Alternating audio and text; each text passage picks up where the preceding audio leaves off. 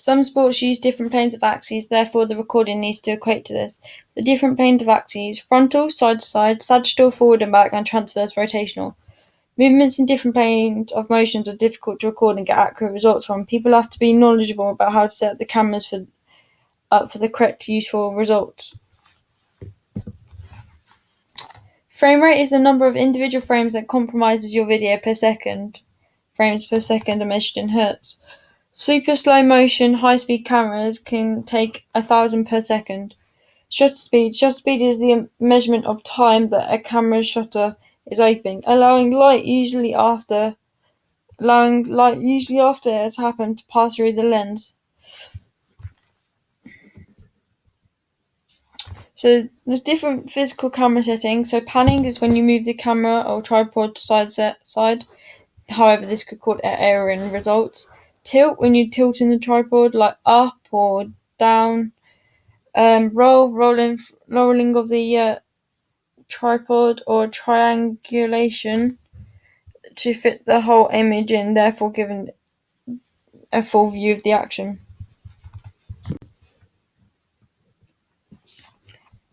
Camera settings. So obviously you can focus a camera like manual, automatic, lens, so you can zoom into the performer or you can zoom out, and then obviously you can look at like the lighting and stuff like that. Method of collection.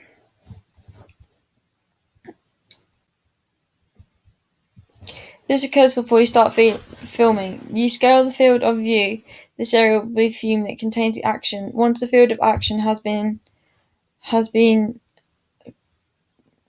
the camera has been fixed. The camera must not be moved, otherwise this will cause an incorrect and invalid data. Scaling will allow you to take measurements of the playback and convert them into real life measurement. Normally 1 meter in real life equals 2 centimeters on the screen. This is the same principle as horizontal scaling, the previous slide, although in vertical plane may be used for activities such as high jump, where actions act vertically. 1 meter equates to the distance in the film, for example, 2 centimeters on the screen. When filming your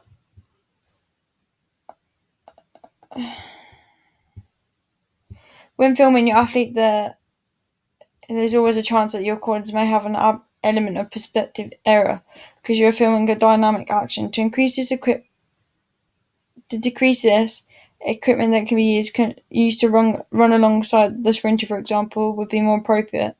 So equipment that follows the action. This is why the dynamic action in your field of view and only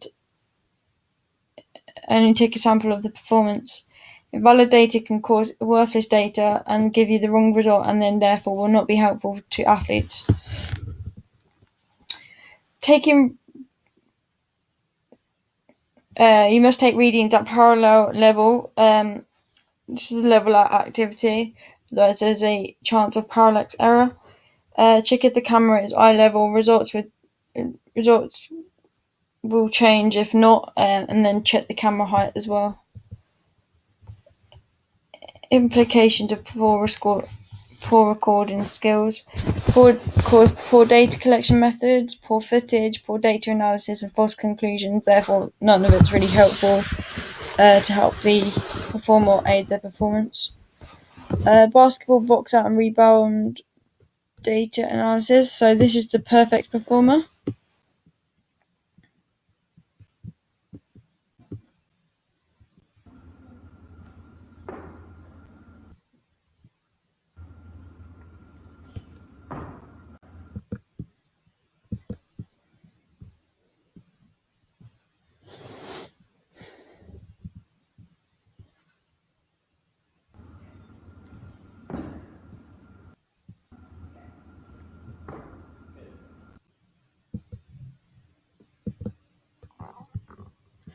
So as you can see the results, so for the 45 knee bend, he jumped 0.43 meters.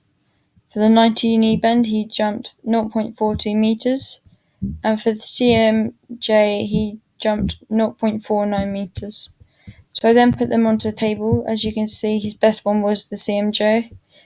but you can compare the different ones. I then took some impulses data. So impulses for the 45 knee bend was 224 newtons per second.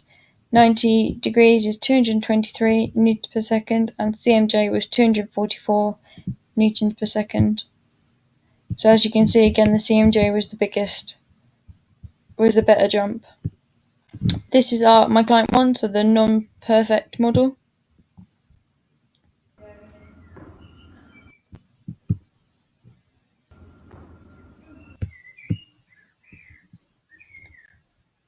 And again,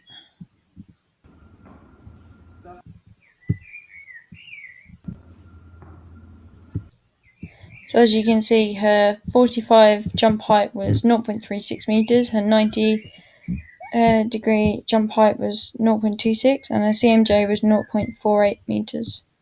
Then put it onto a table again. Again, the CMJ was the biggest, like the perfect model, but obviously. And then to impulses, so she had impulses of 134 newtons per second for the 45 knee bend, 117 for the 90 degree knee bend, and 152 for the CMJ. Therefore, that's the graph made.